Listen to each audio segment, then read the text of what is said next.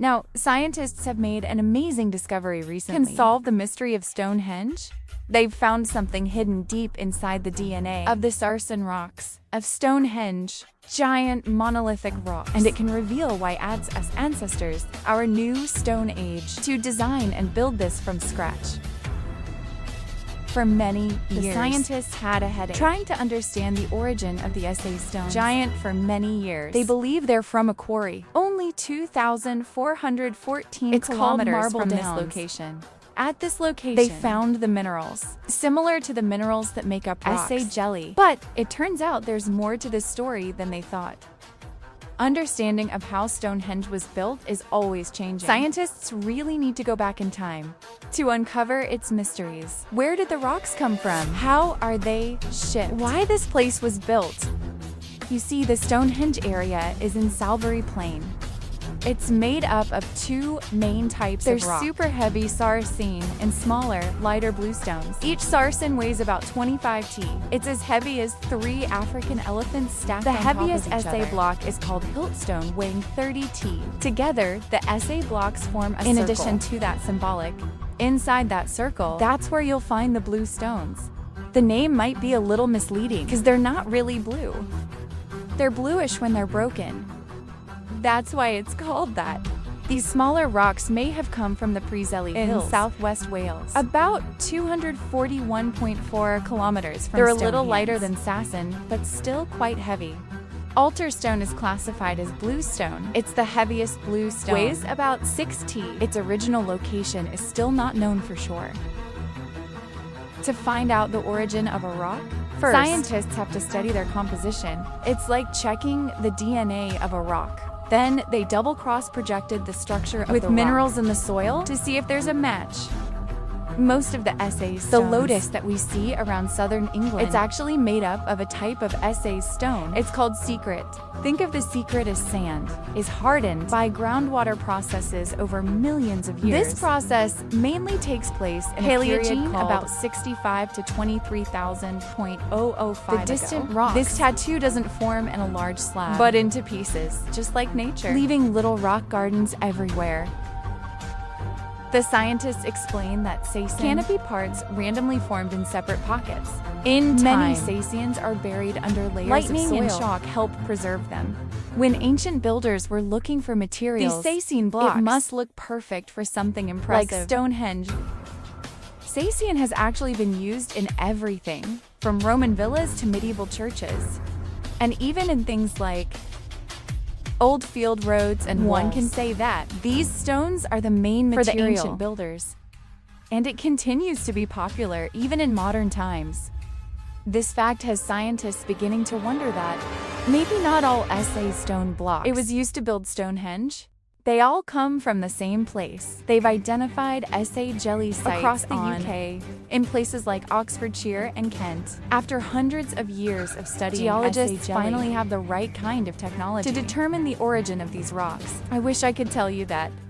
It's an undisclosed location that's very far from here, but it turns out these SA stones originally came from Westwood forests near Stonehenge. A new factor that emerged as the discovering empty rock holes show at least 6 was removed from a site on Preseli Hill. It's called Warminster in prehistoric times. They've got a stone circle there, and it's believed that some of the stones of Stonehenge is recycled stone from this older circle. If this is true, then maybe Stonehenge is part of a much larger landscape of ancient sites. If this is the case, Stonehenge, it's just amazing at the top of a much larger scale project. Think of it as the center, sacred of the whole landscape, including monuments, mounds and rocks and many other things. I want scientists want to find out. Let's see where these rocks come from.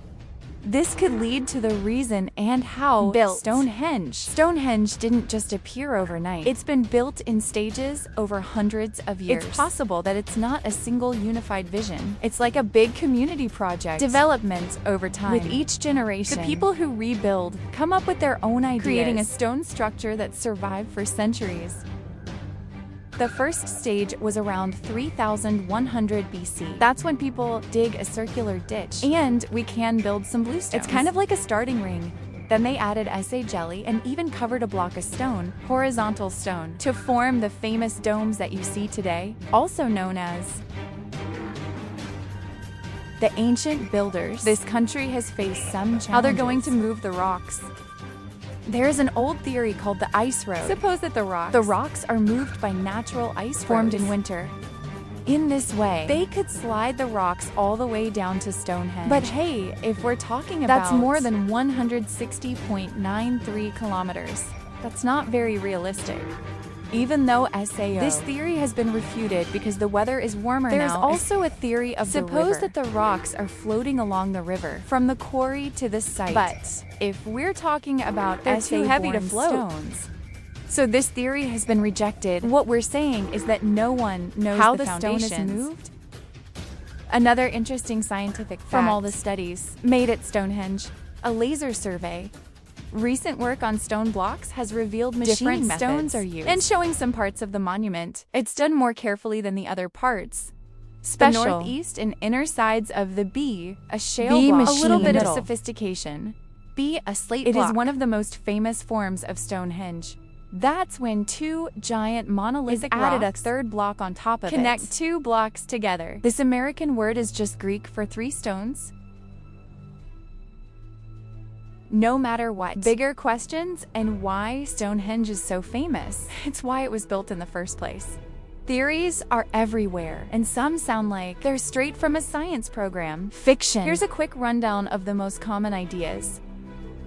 Of course, there's the solar calendar theory. This theory suggests the stones are arranged according to the movement of the sun, especially during the summer and winter solstice. In the summer solstice, the sun rises to the left of the heel stone. It's the lone stone outside the main circle, lighting the whole monument. Some say it's an ancient version of the calendar, marking the longest and shortest days of the year. Some archaeologists think that Stonehenge could be an ancient healing center. They found chiseled pieces of blue stone. Maybe it's people who believe they have healing power. Given that people have come from all over to Stonehenge in the hope of finding a cure, whatever disease is tormenting them. There's some speculation that Stonehenge is a place worth visiting. Think of it as an ancient gathering place. Some evidence. It shows communities from remote areas. I went to Stonehenge to gather parties and ceremonies. Studies of bones found near this site. They're coming from all over the country. That made it a kind of prehistoric meeting place. History. Maybe you've seen a video. Land transmission about YouTube users hide a giant treasure in the Bermuda Triangle, and a random guy went looking for it. He's made $10,000, but in reality, his biggest win was getting out of there, but live in this dangerous water in the middle of Florida. Puerto Rico and Bermuda, famous with horrifying and inexplicable events. People say that more than 50 ships and 20 planes mysteriously disappeared in the Bermuda Triangle.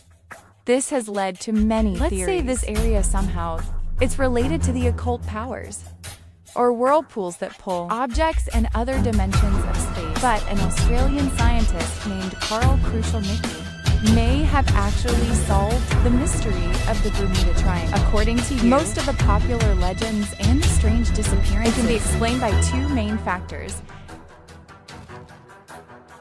The first factor is human error, a theory rejected by Krushelnicki. It's about the missing Flight 19. Back to 1945, a group of 5 U.S. Navy aircraft cut wings from Florida to perform routine training tasks. Everything went well until 90 minutes after the flight. The squadron commander reported that they were lost, and then boom, they suddenly disappear. One of the aerial searches, and the largest ocean in history, was underway to find, but to this day, I hasn't found any traces yet.